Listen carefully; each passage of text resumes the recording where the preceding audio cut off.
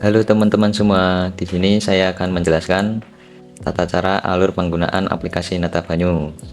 Nah, yang pertama ada di halaman dashboard berisi ringkasan-ringkasan tagihan per periode, ringkasan laba rugi, pemakaian air berdasarkan grafik, tagihan per bulannya berdasarkan grafik, pelanggan pemakai terbanyak, daftar pelanggan yang belum bayar, dan informasi kendala air. Nah, selanjutnya akan masuk ke menu tandon. Nah, di sini teman-teman bisa menambahkan master untuk tandon dulu yang berisi kode, nama, deskripsi, dan meteran awal tandon. Selanjutnya, teman-teman bisa masuk ke blok atau zona. Nah, di blok ini ada form atau inputan untuk memasukkan blok baru. Blok itu adalah wilayah lokasi per rumah-rumah pelanggannya, jadi bisa dipisah-pisah berdasarkan blok.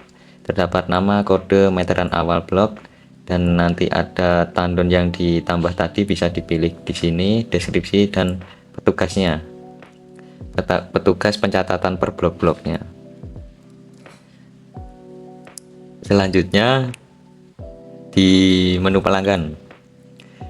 Di sini teman-teman bisa menambahkan pelanggan baru dengan informasi pelanggan, nomor, nama, meteran awalnya berapa, terus blok atau wilayahnya di mana, alamat lengkap, bisa menitik lokasi persis rumah pelanggannya.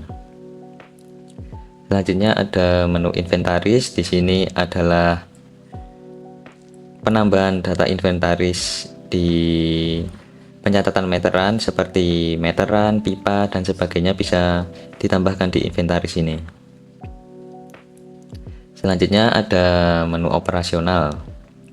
Nah, di operasional ini di jadwal pencatatan, admin bisa membuat jadwal secara otomatis berdasarkan periodenya. Nah, di sini bisa milih periodenya dulu. Terus nanti tinggal pencet tombol generate jadwal, nanti jadwal per blok-blok dan petugasnya akan muncul secara otomatis dan tinggal mulai pencatatan. Selanjutnya ada di menu pencatatan. Nah, ini adalah menu inti dari aplikasi. Dari sini petugas atau admin bisa mencatat meteran air dari pelanggan berdasarkan blok-blok dan per pelanggannya.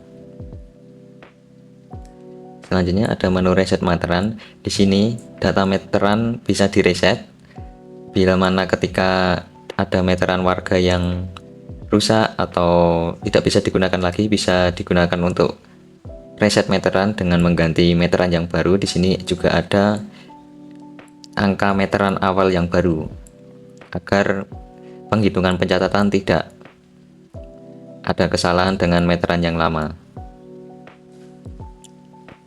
Selanjutnya di menu meteran ada mencatat untuk meteran tandon. Jadi jika tandon teman-teman ada meterannya bisa dicatat di sini berdasarkan meteran awal tandon tadi. Selanjutnya ada catatan blok. Nah, di per masing-masing blok bila mana ada meterannya bisa dicatat dari sini guna nanti bisa dicatat rekonsiliasi atau data compare air masuk dan keluar dari tandon ke masing-masing blok. Selanjutnya ada keuangan. Nah, di sini ada menu tagihan dan pembayaran. Tagihan dan pembayaran di sini isinya tagihan-tagihan dari pelanggan. Di sini bisa melihat tagihan yang sudah dibayar, belum lunas, dan belum dibayar. Selanjutnya kita bisa menambahkan kategori biaya. Nah, misalkan kita ada biaya pembayaran tukang atau perbaikan pipa. Nah, di sini bisa dibuat dan disimpan. Selanjutnya bisa menambahkan pengeluaran berdasarkan kategori biaya tadi. Nah, kita bisa menambahkan pengeluaran misalnya biaya operasional atau biaya perbaikan. Nah, kategorinya bisa dipilih dari dropdown ini dan memasukkan nominal. Selanjutnya ada menu hutang. Nah, di sini pemakai aplikasi atau pemakai aplikasi pencatatan ini bisa menambahkan hutang ke misal ke koperasi atau ke bank untuk kelancaran aplikasi pencatatan atau operasional pencatatan meteran air. Di sini bisa buat pencatatan hutangnya dan bisa teraudit secara otomatis. Nah, di sini juga ada pembayaran hutang, bila mana nanti ketika hutang mau dicicil atau dibayar nanti bisa dimasukkan datanya ke sini juga. Selanjutnya ada menu pengelolaan pajak. Di sini admin bisa menambahkan pengelolaan pajak yang akan disetorkan ke instansi yang memerlukan pajak meteran air, bisa memilih berdasarkan periode dan pemakaian total, nanti memasukkan tarif dan biaya pajaknya akan muncul secara otomatis. Di sini ada menu laporan catat meter. Nah, ketika sudah melakukan pencatatan per bulannya, nanti data pencatatannya bisa muncul di sini dan bisa diekspor sebagai Excel juga untuk audit lebih lanjut. Selanjutnya ada laporan keseluruhan. Di sini ada laporan grafik pemakaian air berdasarkan tahun, berdasarkan grafik dan grafik pendapatan, grafik pengeluaran, grafik laba rugi, dan ringkasan piutang tagihan. Selanjutnya ada laporan konsumsi blok. Nah, di sini bisa audit konsumsi pemakaian air per bloknya. Nah, tinggal nanti difilter per bulan atau per blok. Selanjutnya adalah laporan status pembayaran. Di menu ini admin bisa melihat pelanggan mana yang sudah membayar tagihan dan atau belum, dan datanya bisa diekspor sebagai Excel. Selanjutnya ada laporan laba rugi. Nah, di sini bisa audit di mana pendapatan sama biaya pengeluaran, serta bisa memunculkan laba bersih dari input pendapatan sama biaya tadi.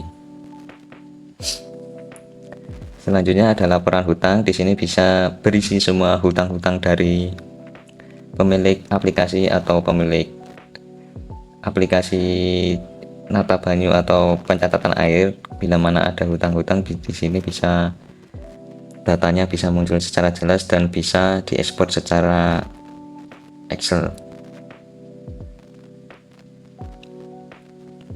Selanjutnya adalah laporan keuangan. Di sini adalah keuangan keseluruhan di aplikasi ini.